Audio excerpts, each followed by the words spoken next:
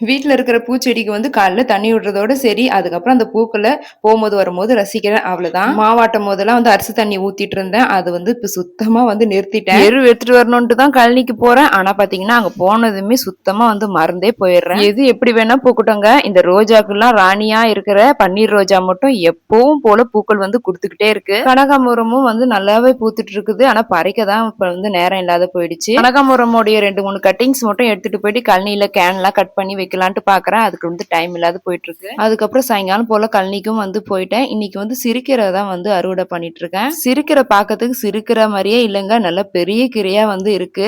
சிறுகீரையில மட்டும் அந்த அளவுக்கு வந்து பில்லு வந்து வளரலங்க. ஆனா முளைக்கீரைலாம் பாத்தீங்கன்னா நிறைய வந்து பில்லு வந்து வளர்ந்துருக்கு. எந்த கீரையா இருந்தாலும் வரப்போற கத்திரி வெயில வந்து வந்துரும். ஆனா சிறுகீரை மட்டும் வளரவே வளராது. இந்த முறை எப்படியாவது அதை வளர்த்துடணும்னு சொல்லிட்டு ஒரு முடிவோட இருக்கு. கீரை பாருங்க நல்லா சூப்பராவே இருக்கு. இன்னும் 2 நாள் விட்டுட்டோம்னா அதுல வந்து கதிர் வந்து வந்துரும்.